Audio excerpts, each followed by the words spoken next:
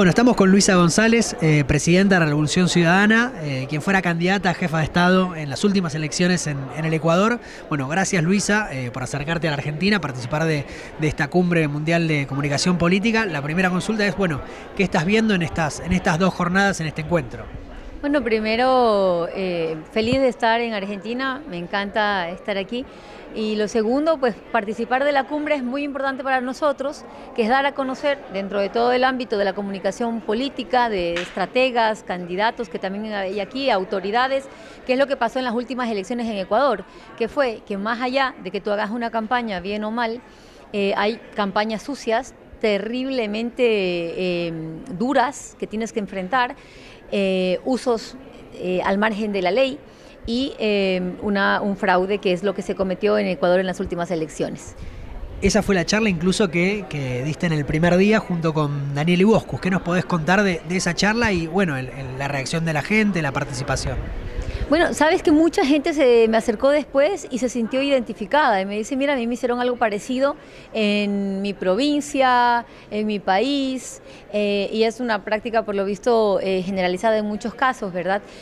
¿Qué pasó en mi país? Que tuvimos un candidato presidente que la Constitución de la República le manda a encargar la presidencia a la vicepresidenta, en ese caso, cuando él va a hacer campaña y no la encargó.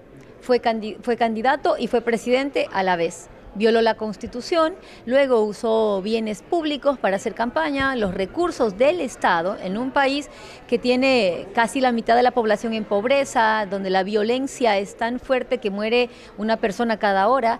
Usa los recursos, en lugar de usarlos para planificar el Estado y mejorar la calidad de vida de los ecuatorianos, lo usó para la campaña, ¿no? Y tuvimos autoridades electorales que tienen que marcar la cancha como un árbitro en un partido de fútbol y poner un alto, ¿no? En donde ves que alguien se está pasando, cometiendo una infracción, pues el CNE, que es el que controla que se hagan conforme a la ley, la participación democrática, pues estaba parcializado, ¿no? ¿Por qué? Porque quien preside el CNE, su hermano es funcionario del gobierno y es cónsul en Queens, en Estados Unidos. Entonces había una coyuntura en la cual estaban unidos gobierno y la función que controla el sector electoral, ¿no? Que es el CNE, el TCE, funcionales al gobierno, jamás tomaron acciones al ver que el gobierno usaba recursos públicos, que no cumplió la Constitución, que no cumplió la ley, que fue más allá de lo que podía haber ido en una participación democrática. Entonces yo puedo decir que en Ecuador no hubo una participación real de democracia, que se violó la Constitución, las leyes, y por eso tenemos un presidente ilegítimo, ilegal e inconstitucional. Y luego hay un hecho que nosotros lo mencionamos siempre y que para muchos suena locura, para nosotros también en un primer momento, hasta que lo vimos en el informe de la OEA. El informe preliminar de los observadores de la OEA nos muestran que se usó un tipo de tinta en las papeletas de votación, que era una tinta acuosa, que no secaba rápido y que transfería el voto entre las opciones electorales. Allí, al ver nosotros eso en el informe, empezamos a investigar, pedimos que nos envíen los bolígrafos a gente que aún los tenía, los enviamos a hacer un análisis, un peritaje en el Instituto Canario, que es uno de los mejores de Europa, y en el peritaje se revela que es tinta acuosa y esto no es permitido. Los bolígrafos que usas para la votación siempre son bolígrafos de secado rápido y en este caso no eran de secado rápido y eso pues le da la validez a lo que dice la OEA, que se transfería el voto de un lado al otro en las elecciones.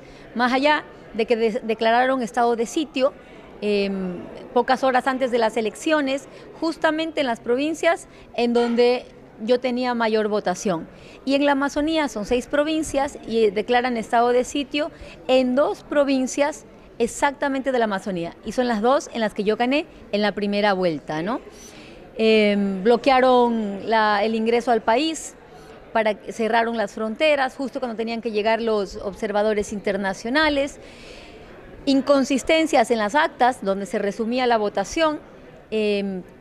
Tú tienes ahí que en el acta, en el anverso y en el reverso firma el presidente. teníamos actas donde solamente había una firma, o anverso o reverso, pero no las dos, y en otras donde la firma del mismo presidente era una en el anverso y otra en el reverso, ¿no?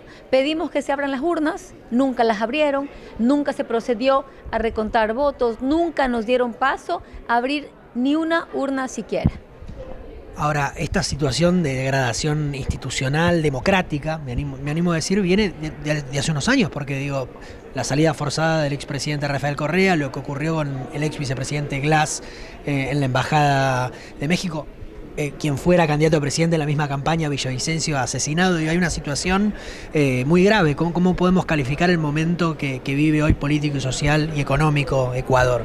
Bueno, yo creo que es Ecuador y Latinoamérica, por eso yo hablaba que esto más suena a un plan Cóndor siglo XXI. En los 70, en los 80, las dictaduras militares fueron las que obedecieron a ese plan Cóndor y se tomaron los gobiernos en los diferentes países de América Latina. Ahora tú ves que en los países donde hay gobiernos progresistas o de izquierda es donde empiezan a utilizar la misma receta. Lo mismo Argentina, Brasil, Bolivia, Ecuador y ahora también Colombia, en donde usan a la función judicial para perseguir gobiernos de izquierda. Pero donde realmente hay corrupción en gobiernos de derecha, lo tapan. Y te digo el caso de mi país. A Rafael Correa lo sentencian por influjo psíquico. No tenían una sola prueba y lo proscriben de que pueda seguir siendo candidato y le ponen una pena de varios años, ¿verdad? Ahora, quien hace eso, que fue fiscal general de la Nación, Diana Salazar, y luego les explico por qué digo el nombre, esta señora que fue funcional a los gobiernos de turno para perseguir autoridades de izquierda al margen de la ley, fue también una actora política, ¿no? En cada campaña sacaba procesos en contra de gente de nuestra organización. Pero asimismo, una vez que gana Daniel Noboa ahora en el 2025 con fraude, ella inmediatamente archiva casos de corrupción e incluso narcotráfico del expresidente Guillermo Lasso, del presidente Daniel Noboa, de su familia, archiva todos esos casos, renuncia y es nombrada embajadora aquí en Argentina. Pero la novedad es que mientras ella era funcionaria y era la que presidía la Fiscalía General del Estado, ya había tenido hace un año el beneplácito de Argentina. Es decir, ya era prácticamente una empleada del gobierno cuando archivó los casos del expresidente Guillermo Lasso y del presidente Daniel Noboa. Un caso muy parecido, un poco vos lo mencionabas, a lo que pasó con el juez Moro en Brasil. Así es. Y obviamente se me hace imposible no consultarte, que un poco lo mencionaste al pasar, pero el fallo de la Corte Suprema por la condena de Cristina. ¿Cómo lo tomaste, digo?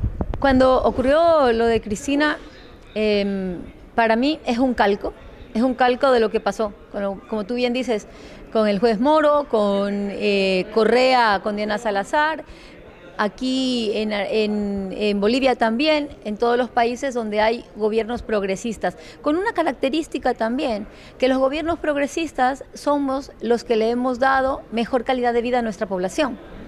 Y los gobiernos que han venido de derecha son los que más pobreza han causado en nuestra población. Además de estos procesos judiciales, se da mucho el debate en la cumbre de comunicación política de qué pasa con nuestras democracias. Lo hablaba ayer Marcos Cifuentes de México, Mario Riora de Argentina, Sheila Bilker también.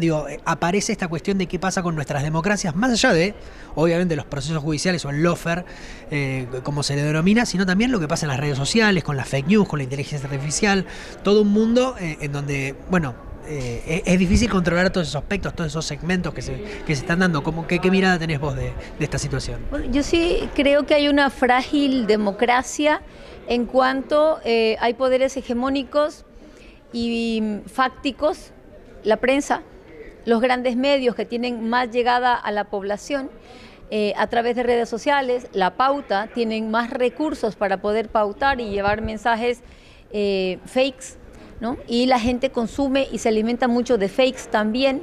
Creo que allí también nos ha faltado un poco a la izquierda, a las organizaciones de izquierda, del progresismo, tener mayor participación, incluso ciudadana, a través de redes sociales, que es la única manera en la que podríamos tratar de penetrar a segmentos en donde está llegando esa gran prensa, ¿no? Reorganizarnos en el territorio, porque también no se ha perdido lo que es un puerta a puerta, no se ha perdido la organización de barrios, no se ha perdido las comunidades de comunicación, de hacer esa práctica de diálogo y de reflexión con la gente, y creo que es ahí donde tenemos que retomar también desde la izquierda.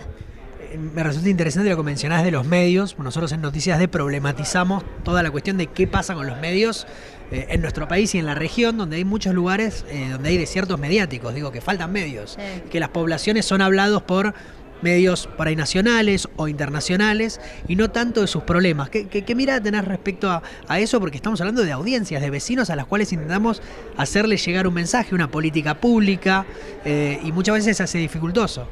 Sí, pero yo creo que más allá de que sea dificultoso, que sí resulte en algunas poblaciones, creo que el gran desafío es tratar de penetrar desde los medios alternativos, desde las redes, desde los podcasts, desde esa comunicación alternativa que hacen ustedes, ¿no? Que no son esa prensa que requiere un gran edificio, una frecuencia, sino que penetra a través de las redes sociales.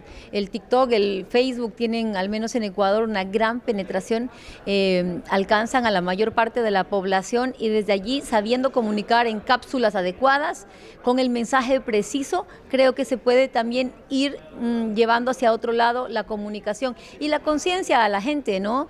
Que los grandes medios hegemónicos obedecen no a la verdad, no a la comunicación, no a la información, que es un derecho además, sino que obedecen al interés del dueño o el productor del medio. Es interesante lo que hablas de las cápsulas. Hay que segmentar, hay que encontrar mensajes para las distintas audiencias, ¿verdad?